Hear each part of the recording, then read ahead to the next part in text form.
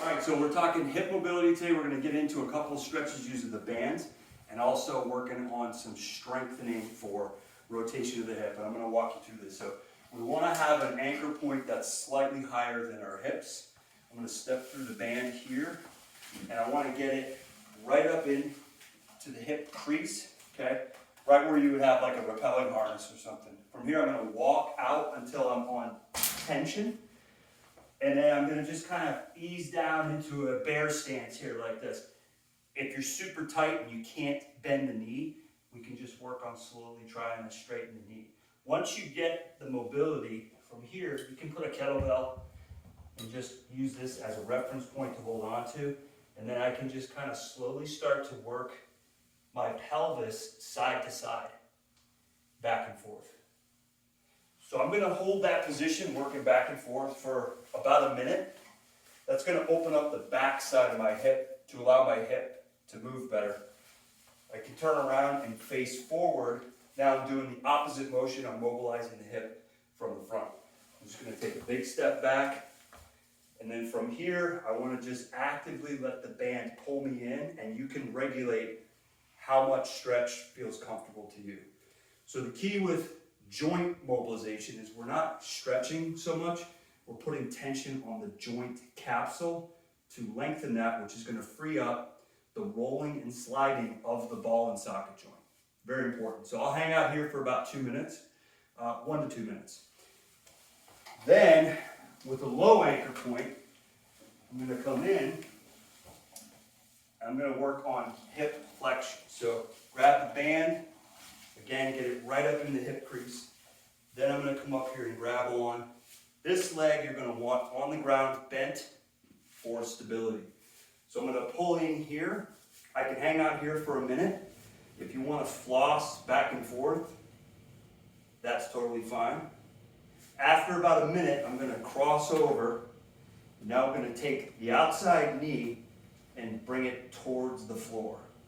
This is going to open up the back of the hip and up into the back. If you reach up and across, you can get a pretty deep stretch.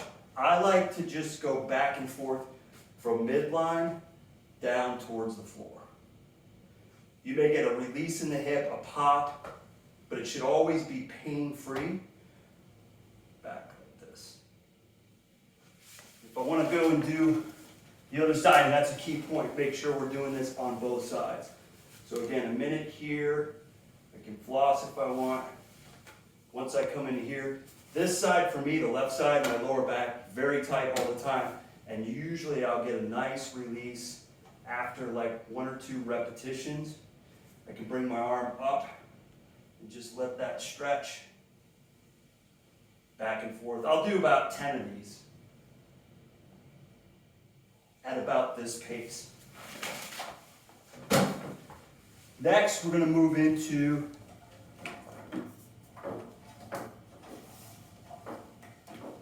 hip rotation. So, coming out here, I want to be perpendicular to the anchor point. I'm going to just, again, posture, I want to be upright. I'm driving through with the back leg, hip, to keep my body stable. This is going to be a lot of work here. Just let it pull your hip into internal rotation of the hip, and then I'm going to just open up. How far out will be determined by your flexibility and your comfort level, but I just want to open up. I want to try to keep my entire foot gripping the ground. The arch of the foot is going to wind up as I do this, which also makes this a good exercise for the intrinsic muscles of the foot. And just at this pace. Shoot for 10 or 12 reps. Then we're going to work internal rotation.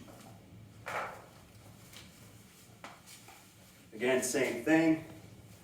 Once you get to position here, how far I come away depends on how much tension I want on the band. Okay, so I'm going to just let it pull me out, and then you may have to adjust the band. If it slips off like this, just move it back. You're going to want it above the kneecap, and then just here. Some people will get pinching, and that's because they have hip impingement, which again is why we're doing all this stuff, to mobilize the hip and also work on strength and stability. It's not enough to have good mobility. You have to be able to have strength around the joint. Very important. So just in internal rotation. Again, 10 and 12. Lastly, I love the slingshot. You get these on Rogue Fitness. It allows you to have a little bit heavier resistance. I can do monster walks with this. We could go in and do air squats. That's going to activate the outside muscles of the hip. One of the things I really like to do here is work on flexion extension. So grabbing on here where I have room to move, I can extend the hip, drive up. Again, notice posture. I want to be, kind of think about what a sprinter would look like. So here, driving up. The band is going to migrate up, so you have to make that adjustment throughout the set, not a big deal. Here, driving up. I can also work swinging side to side. So here, side to side, and this is kind of a lot of resistance, but I can also work big arcing circles. I'm actually working both hips at the same time, even though this is the active leg. The stance leg is doing a lot of work. So this is really excellent for just hip stability, good for people that have arthritis, great to help prevent arthritis, and that's it.